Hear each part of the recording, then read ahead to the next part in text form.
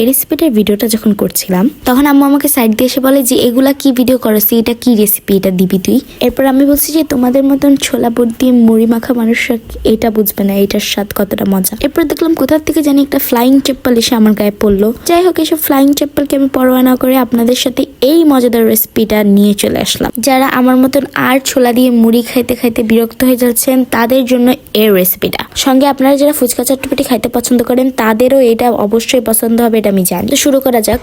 প্রথমে আমি একটা বলের ভিতরে সিদ্ধ ছোলা নিয়ে নিয়েছি, সঙ্গে সিদ্ধ আলুও অ্যাড করে দিলাম। এরপর অ্যাড করে দিব শসা, টমেটো, পেঁয়াজ, ধনিয়া পাতা, কাঁচামরিচ। এরপর একটু লেবুর রসও দিয়ে দিব, সঙ্গে আরো দিয়ে দিব চটপটি মশলা, চাট মশলা আর একটু লবণ। এরপর দিয়ে দিব তেঁতুলের টক। তেঁতুলটা অনেকক্ষণ ভিজিয়ে রেখে এরপর এটার পানিটা নিয়ে নিয়েছি আর কি। এরপর এগুলোর ভিতরে সামান্য একটুখানি পানি অ্যাড করে এগুলোকে ভালো করে মাখতে হবে। আর রেডি হয়ে গেল আমাদের চানা চাট। ইফতারিতে এটা অবশ্যই ট্রাই করতে পারেন। সারাদিন রোজা রাখার পর ইফতারিতে এটা খাইলে একদম মনটা শান্তি হয়ে যাবে। আমি তো চিন্তা করতেছি বুট টুট না খেয়ে, বুট মুড়ি না খেয়ে আমি প্রতিদিন এটাই খাবো। যাই হোক, তো আজকের জন্য এতটুকুই। আর হ্যাঁ, অ্যাডভান্সে হ্যাপি রমাদান।